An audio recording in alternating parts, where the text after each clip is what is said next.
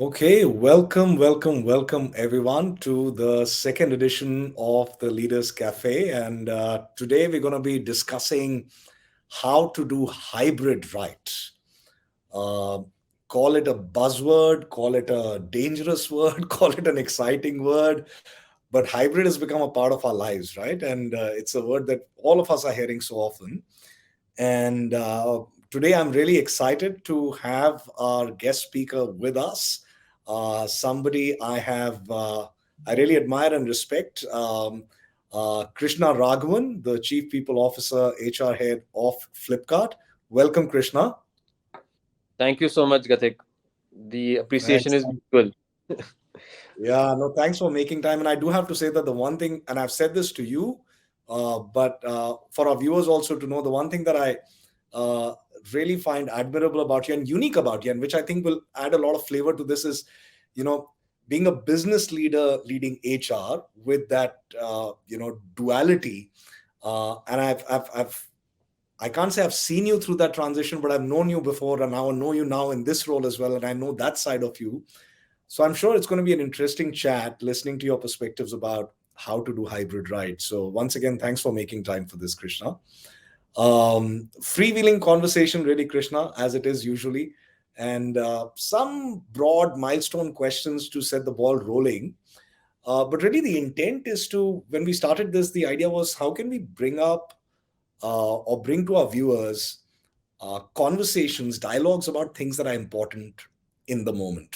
Hmm. And you and I both know, and I'm sure everybody watching knows that navigating through this hybrid is becoming a challenge and a reality for everybody. And we thought, let's pick up this topic. I don't think we know the right answers. While we're helping some of our clients, I think we're still figuring out, and most organizations are.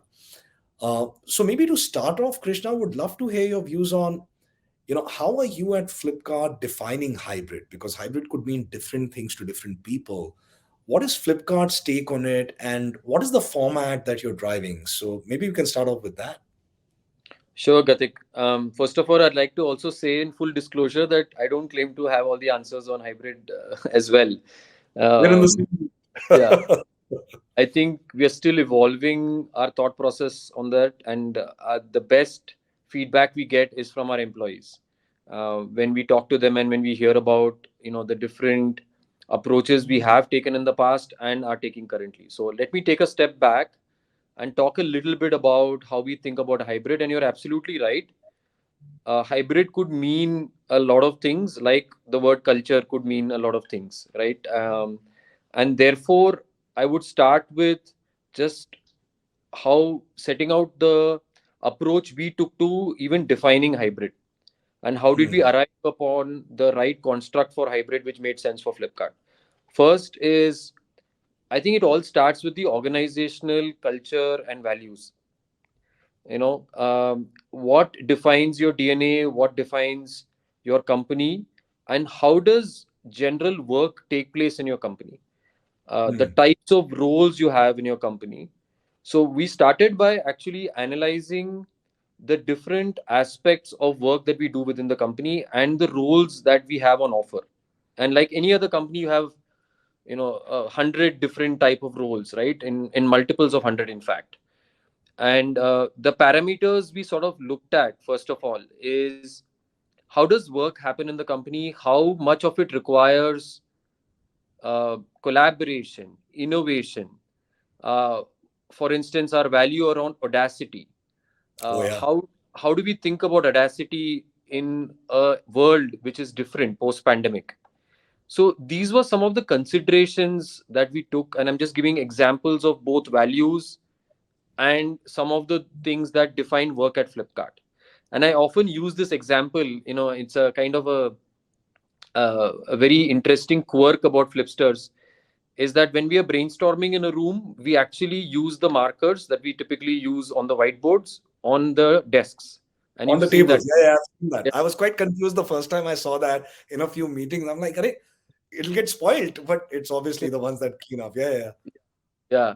And yeah, we've designed tables like that. So, that's how we brainstorm, right? And the organizational context also is that we are working in a vertical, in a domain which is has very low penetration today in the country, which is e-commerce, and has massive upside. Mm. And it's a hyper competitive landscape as well. So you take many of these factors into account: the organizational context, the culture, values, the kind of business you're operating in, to define how does work look like for you in this new world, so to speak. And then we arrived at this point about saying, you know what, depending on the type of role that you perform in the company, we believe that a healthy mix of in person interactions, human interactions, and remote will work for us. And the spectrum of how much in person and how much you need to work remotely depends on the role you perform in the company. Right. But the sweet spot that we figured out for ourselves is start with maybe a couple of days in office, in work, in person, and about 3 days remote. And that's what we launched hybrid into for the rest of the company. Uh, it's very important to note for Flipkart that we have a large number of people in our supply chain, and obviously they need to be on site. In fact, 5 days a week, in some cases 6 days a week. So that anyway continues. That's a different type of a role which requires in-person interaction entire time. But for all the other roles, we defined this as the hybrid and we move forward. I thought it was important for me to set the background about how we thought about it and how we arrived at the construct. Absolutely. And thanks for sharing that. And in your space, it's also fairly unique because I'm sure the last 2 years have given a huge boost to your to Flipkart, and the consumers have changed. You've had a huge uptake on first time consumers, right? I was hearing your interview with ET as well. And the kind of consumers, the kind of even suppliers that have come into the market are a lot. So there's so much growth that's happened there. um, I was also wondering, because I know that there's been such a lot of growth that you would have had, Krishna, over the last 2 years in terms of people. Um, how are you looking at, or how have you tried to solve for onboarding of the new people, the new talent that you're getting in the hybrid? Because you're hearing a lot of our clients talk about that being one of the immediate areas of concern when we're hiring people during the hybrid. How do you kind of integrate them to the culture and stuff? What has Flipkart done? What are your views around that? No, that's a great question, Gatik. And a lot of organizations across industries have faced that because maybe you've hired somebody in the last couple of years who's never seen the office, right? And never seen anybody in person, maybe within a team.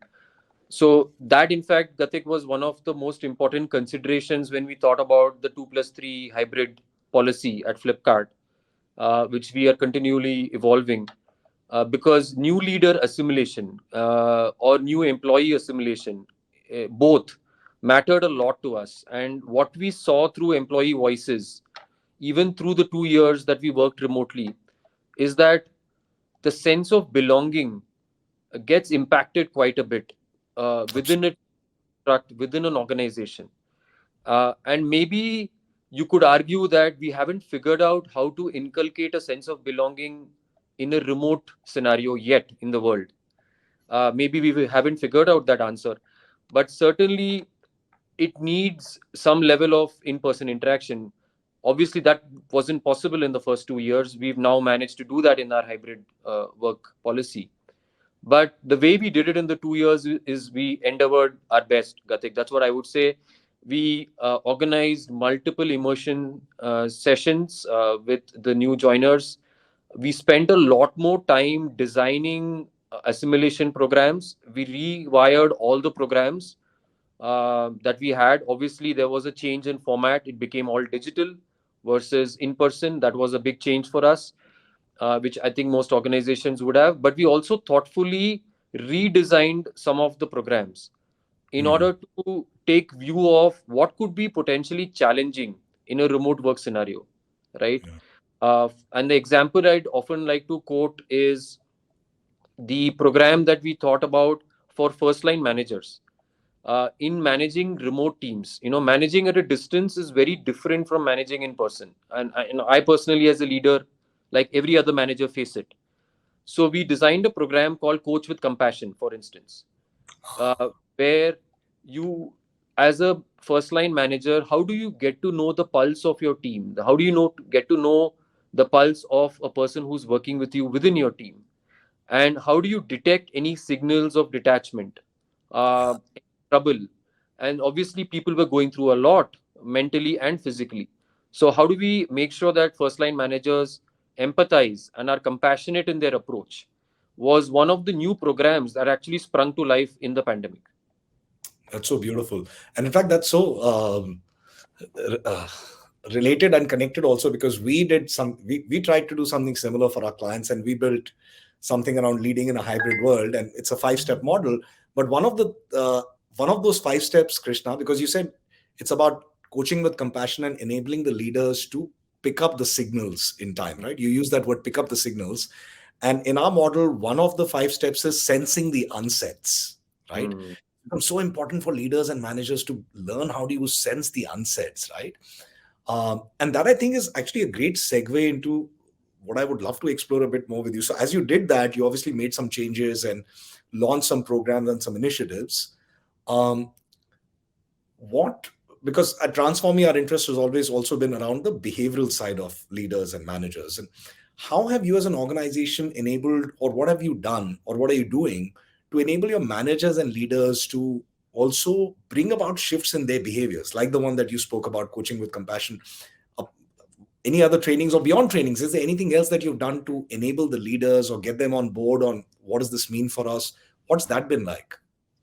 No, that's a great question, and I'll speak to behaviors, right? And trainings are just, I would say, means to achieve it, or interventions, Gatik, right? The real objective here is really the behavioral shifts you want to see in your leaders, and towards that, I would like to think about it in three aspects. One of them we talked about, which is, I think, very core, which is empathy, and then if you shift further, it could be compassion as well, right? And it's not about sympathy. Definitely not sympathy. So I think that's one mindset shift. The second most important one I would like to speak about is the resilience mindset. uh, and it's often spoken about today, especially post pandemic. But how does one even build resilience into the organization, into leadership in particular? Hmm. As you know, at Flipkart, we've had a long history. Audacity is one value, and I think resilience also gets built through multiple. I would say levers. One of them being audacity, and at least I think of it that way, because when you take audacious goals, many a times you'll end up failing. Also, in pursuit of those goals, you fall short. How do you pivot your thought process? How do you go after a new solution in a new direction? It also builds resilience, right? So that is one angle. Second is, I think we spent a lot of time with leaders in pursuit of getting them to understand new constructs of business that we had to launch. The Hmm. example that I like to quote often from a business context is when the entire country moved online and we had to deliver essentials to the country. We had grocery presence in a few cities because that's what our supply chain was capable to deliver. We had to actually transform our supply chain to deliver to multiples of cities, 40, 50 cities in no time. And the way we did it is actually transforming our supply chain. And we could do this only because of a problem presented itself. And that's where Hmm. resilience as a muscle gets built. So, in summary, I think audacity and the ability to empower people to solve complex problems, Yeah. I would say, builds resilience in the organization. So that's the second mindset, and I'll finish with the third one, is the growth mindset. Um, at Flipkart, constantly change is almost constant, right? So we are always thinking about, okay, how do we build this learning growth mindset in our organization? And I would say honestly, Gatik, it's still a journey in progress, like many other things.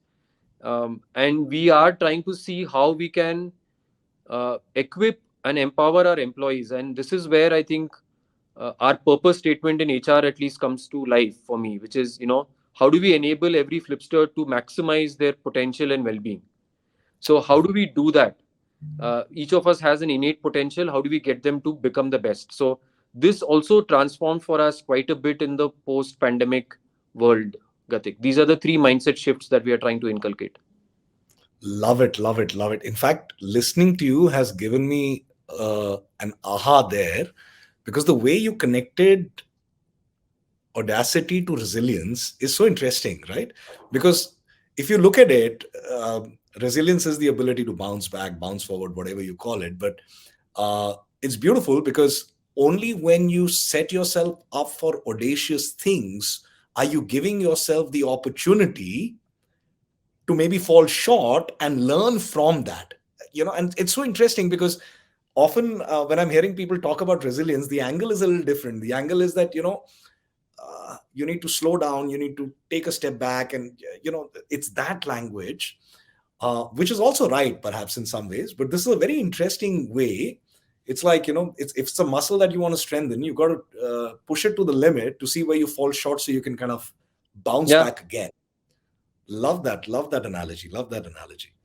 So I also know, Krishna, and having conversations over the last couple of weeks with few people, and obviously the world knows you've also the business has grown, but you've also diversified. There's been a fair sense of other businesses that you've gotten into, acquisitions that you've gotten into, um, and there's so much of that that's happened. And Flipkart has really grown beyond just the Flipkart that it was, right? Um, and with these acquisitions, with this new businesses that you're getting into, uh, integration can sometimes be, in any case, a challenge, right? Cultural integration, people integration, leadership integration, even in the non-pandemic world, would have been a challenge. And add to that the hybrid Mm. reality. Has there been any learnings for you around how do you, in a high growth space, in a high acquisition spree, in a hybrid environment, are there any ways that you're using differently to integrate leaders, integrate people, integrate culture? What's working, what's not? Some views on that would be helpful. Yeah, Gatik, that's a great question because I think when you integrate companies, when you have an M&A happening, an acquisition happening, it's almost integrating someone into a family, right? I mean, it's actually similar in a True. lot many. And the what I would say is that we have spent a lot more time in deliberate action in designing and crafting an M&A playbook. And the way we've thought about it is what are the types of M&As that we go after, and almost classify them into types of treatments that we need to do towards the M&A, right? I'll just give you an example to drive home the point. For instance, you may make an outright acquisition and it may be an acqui hire where you need Mm, to integrate the talent of that company into yours, and therefore it's complete assimilation from every angle that you can think about. correct. But on the other side of the spectrum, there could be an acquisition or an investment type of M&A that you make, where you make a minority investment, you could be even a majority investment, but for various considerations you want to keep that company completely separate. It's a separate Mhm. brand, been around, there is a the reason that it exists, it has its own identity. In that case, the kind of treatment you would give to that M&A would be very different. For instance, you may not want to have all the talent practices integrated. You may want to pursue a different approach. So I know your question was slightly different from a perspective of people integration, but I just wanted to give you the backdrop of the larger canvas Yeah, that I was. Yeah, and you've kind of answered that, because what I'm getting from you, which is interesting for even people to hear, is different strokes for different folks, really. It's yeah, about being a lot more agile and flexible, even in the way we're looking at integration, right? Not correct. using a one size fits all. And while we may not have done that even in the pre-pandemic era, now it's even more pronounced, the need to be really, really specific about how do we want to integrate, how much do we want to integrate, what am I willing to let go, am I just holding on to the thought of integration just for the sake of integration, is there value in the way it is, and so on and so forth. So quite interesting. I know we're getting a few questions from some of our viewers on LinkedIn as well, and I'll come to that. But one question that popped up in my head as you were speaking, Krishna, was also because you have such a large workforce, and in many ways, Flipkart is an employer of choice, right? And you're attracting a lot of talent. Um, from an employee perspective, how's this hybrid been? What are some of the challenges that, as an organization, you've had from an employee perspective? What were employees not okay with or wanted differently, and what is it that you struggled with, and how have you tried to work through that? Because again, that's something that we're hearing a lot of people talk about, right? Because different people want different things, and how do you serve everybody's needs, and so on and so forth. So how's that employee angle been for Flipkart, Krishna? Yeah, it's definitely been a journey again, Gatik.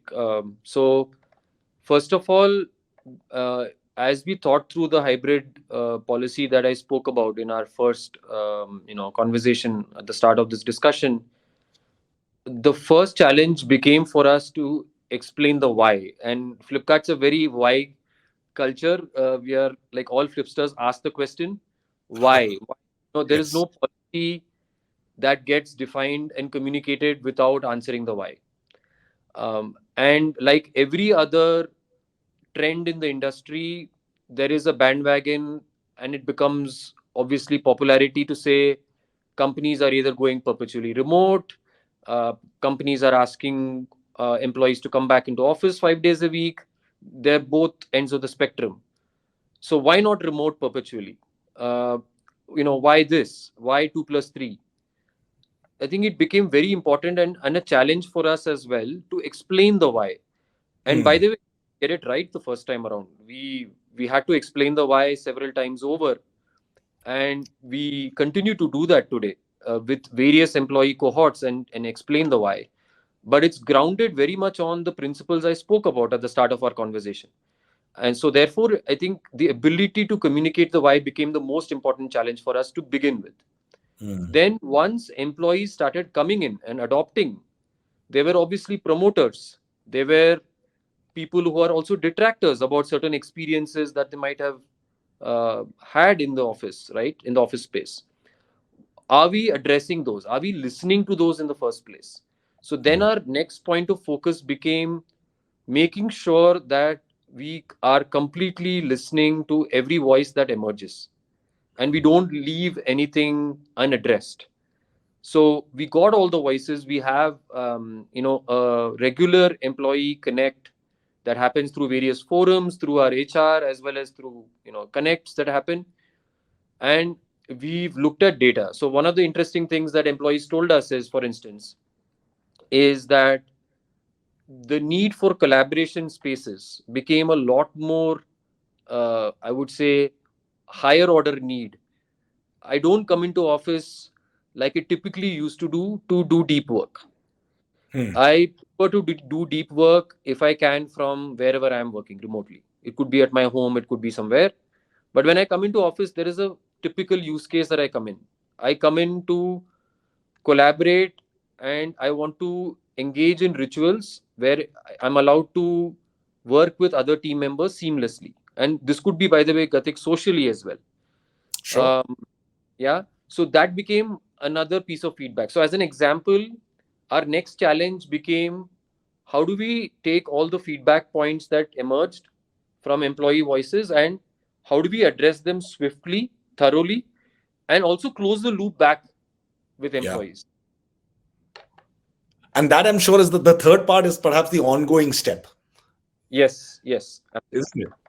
So, yeah, and in a nutshell, what I'm hearing you say is, I'm hearing you say that it's you really articulated beautifully with three steps. You said number one about communicating, over communicating, recommunicating the why. Just beginning, letting people know the why, and just communicating that. That's one, to get people to um, figure out their way within this hybrid space. The second one is, and that's where I think a lot of organizations are, and some may be struggling, around listen, seek feedback, listen, keep listening to people, keep getting a sense of what's happening, what are they feeling about the way you're doing it. In your case, the 2+3 kind of a philosophy, for example, right? Keep listening, keep asking, and then close the loop, the last one. Yeah, yeah. And I do know, while some organizations are doing number two, I'm not sure how many organizations I'm hearing doing number one and number three effectively. So that's a great point there. Um, so we've And we've Gatik, got one. if I may add Yeah. one more, yeah, if I you- sorry yeah. about that. just one thing to think about as well when you take feedback. How do you even think about the various aspects or dimensions about the future of work? And future of work is a much larger topic than hybrid, but hybrid is one component of it, is the way I'd like to think about it. Is but the way to think about it is, how does your future of work look from a talent perspective? How does it look from a infra and facilities perspective, right? And how does it look from a perspective of your policies? Yeah. um, and if you actually start to classify some of the employee feedback that's emerging as well as your work into these three so-called work streams, a lot of things start falling in place for you as well, because I don't think hybrid can be answered overnight. It's something that will take consistent work across these three work streams for us. No, absolutely. You're so right. And I'm shifting my gears listening to you because uh, I was having this conversation with another leader who I'm not at the liberty of naming right now. Brilliant leader, Krishna. And he was talking about the future of work from a physical space perspective, right? And he used this analogy and he said, the future is going to be office spaces are going to be community hubs, right? Hmm. And he said, people have used this word community quite loosely over the years, so it's become kind of a buzzword and a nice to use word. But he used this analogy, which I found very interesting, because there's these questions around how do I stay connected with the organization if I'm not coming, and if I'm not working from office every day and all. He said, look, and he said, I'm not a religious person. This leader said, and don't take this religiously, but you have a place of worship, right? Whether it's a temple, whether it's a masjid, whether it's a church, whether it's whatever, you have a place of worship. That's your community where you have some shared understanding, right? Some people go there every day. Some people have this ritual. They will want to go to their community every day in the morning. Some people go twice a day. Some people will only go on a Tuesday. Some people will only go on a Sunday. Some people will only go on a Diwali or a Easter or a Eid, right? But the point is, you have that central place that invites people as and when they want to kind of come in and holds that space for them, right? Which I found such a powerful analogy that the future of work is going to be office spaces may shift to being community hubs. And I know a few organizations that are also already talking about redesigning their office space to serve for this community hub. That's a little far out for me to even visualize, but I'm quite interested in seeing how that shapes up. Um, we have a few questions, Krishna, if I can bring them to you from people who are viewing on LinkedIn Live. There's one question from Manthan Thakkar saying, how have you managed employee resistance? Because now most startups are offering work from home, which I think you've kind of addressed to a fair bit. How has Flipkart managed reducing attrition? So I think two kind of connected questions. Is there something more that you'd like to add to what you've said? Specific question is now that when you're attracting talent, a lot of other startups may be offering full-time work from home. Mhm, Uh, mhm. so how are you kind of battling that or addressing that? Would you like to Yeah, share something there? yeah. I think I spoke about it a bit, Gatik. I think for an internal employee base, the why question applies equally when you're talking to prospects outside. And the question often asked is, why are you in this particular hybrid policy? Why not perpetually remote? So therefore, I think that the way we seek to answer it is precisely addressing how we think about work at Flipkart, and how do we create the magic that we've done over the last 15 years, right? And that defines us, and therefore that's why we've chosen this approach. So explaining that to prospects is the way I would think about it. So nothing further much to add to that. On the Yeah. second part to your question on attrition in particular, like every other company in the industry over the last couple of years, it has obviously been a challenge for us as well, right? And uh, the way we have focused on it is to focus on the factors we can control, which is in pursuit of the purpose that I talked about, which is, empowering every flipster or enabling every flipster to really become the best version of themselves. So Yeah. staying true to that purpose and keeping our heads down and focusing on the things that matter for our employees, which is the quality of work that they do, the long term careers that they can build with us. And it is not a career which is vertical only in nature.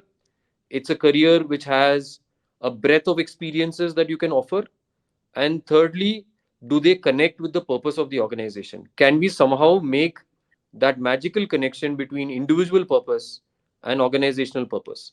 These are the three areas we continue to focus on, and our efforts, our inputs in these direction have yielded results for us Yeah. of late, right? So I think that is something that we continue to stay true to. Yeah. And this is so much you, Krishna, as I'm hearing you speak, because it's so lovely. Each time you speak, there's so much power in connecting back to the why and the purpose, right? And I guess that's somewhere perhaps the anchor for Flipkart in terms of defining this, just reconnecting and enabling people to reconnect with that why, with that purpose. Because each time you've spoken, I've seen you passionately go back to that, saying that, look, it's no secret sauce. I think it's only about getting that right and reiterating that and exploring that and expressing that again and again, which I think is really powerful. Thanks for that. There's another question that we have, Krishna, about Amita saying that there was this piece in Economic Times about proximity bias, and the fear of how proximity bias can impact appraisals, in a work from home versus work from office kind of environment. um, and I know it's been a question for many leaders, many organizations. Is there something that you folks are doing to address this or find a solve for it? Yeah, it's still early days, Gatik. I would say that obviously in the first 2 years, this was not a problem because everybody was remote. Uh, That's true. There was no proximity at all for there to be a proximity bias, right? so the complexity has actually got introduced in the last 6 months or so, right? Since we've started to actually come back into the office in the hybrid capacity that I spoke about. But I can tell you this, everything that we do has both a qualitative and a quantitative aspect to it. So when we think about proximity bias, we want to make sure that one, we educate all our managers, our employees towards that, and can we get them to be aware about it? Like it's almost like unconscious bias in hiring, for example. We talk about that in the industry. And how do we actually solve for that now in this new construct being proximity bias? So creating as much of awareness has been one action that we've taken. Second is look at data. Mm, Look at your performance distribution, and look at correlation and with the data that how many people have come into work. Do you find people who are not coming into work as often, uh, performing lower than their counterparts? And is the performance benchmark different for them just because mm. that they're not close to you? So that's the kind of data we've also started looking at, and that will keep us very honest about whether our inputs or practices that we are doing, interventions we're doing, are actually yielding results in the first place. I think that's such a great point. Yeah, make data your friend to battle this proximity bias, right? And that's such a great point, because we all know that performance discussions, appraisal discussions can be a matter of subjective feelings and all that may happen between two individuals, and that's been the challenge for decades for us.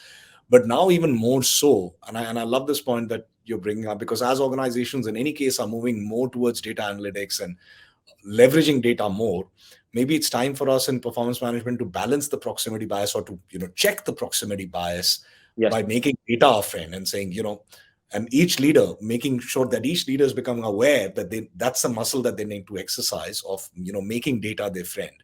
Love that point, Krishna. Thanks so much for sharing that. And last one I have for you, which is something that I want to hear from you personally as well, and I'm sure others do too. What is your sense? And it's this is like a crystal ball gazing question, Krishna. And I know none of us have the answers, but what's your personal sense of what the future of hybrid, what the future of this looks like? What's your take on this? Yeah, I'll try to look into the crystal ball, but I could get it awfully wrong as well. Don't But worry, we are all in the same boat, Krishna, aren't we? Yeah. so I think first of all, if I think about, and it's very connected to the conversation we had, Gatik, on future of work. It's hybrid is a part of it because hybrid is one we spoke about today. But the future of work I see is definitely that jobs, as we understand them, will turn into not jobs which are associated with an individual, but a set of roles that you can perform. Like if you deconstruct a job or a decompose a job, uh, what are the types of roles you perform as part of that job? And it's more going to get connected to roles, and therefore it's going to get mapping. Roles are going to get mapped to individuals versus jobs getting mapped to individuals. I think that's going to be something to think about in the future. And as a result of that, the way to think about how that role is getting performed, it could actually lend itself to in person interactions, it could lend itself to hybrid, it could lend itself to a perpetually remote construct as well. And once you start doing that, then you have almost a intermesh of roles on one hand, individuals on the other, and the modality being anything that you can imagine, which lends itself to that role achieving its maximum potential, right? Wow. So Wow. that's That the is way I think. that is refreshing. That is new. That is certainly, I haven't heard this. This is, yeah, looking at roles, looking at people, and looking at the interplay between that. So not jobs, but roles. Quite fascinating. And there was a time when the world went through this change from hierarchical to matrix structures, which was one move. And maybe this is going to be one such next big one, where it becomes more about the roles rather than jobs. That is awesome. That is awesome. Thank you so much, Krishna, for being here. And I know you're a busy person, and but to take out time for this, really appreciate that, Krishna. I'm sure people watching and listening to you have taken back something for themselves. So thanks really for joining us here, Krishna. No, thank you so much, Gatik, for inviting me. It's a pleasure. Yeah. And for everybody else watching, just stay tuned next Tuesday. And Krishna, if you'd like to join in as well, you'll get to meet Sandra. You haven't seen her in a while, I reckon. So Sandra is going to be in conversation with Francisco Ramirez. And he's the co-founder of Her Okay So. Brilliant person more than anything else. And Sandra is somebody who's really passionate about DEI, and therefore pride in action is the topic of our next LinkedIn Live, which is happening on the coming Tuesday. So thanks once again, Krishna, and look forward to staying connected. And have a wonderful, wonderful day, everyone. Thank you. Thank you. Bye, everyone.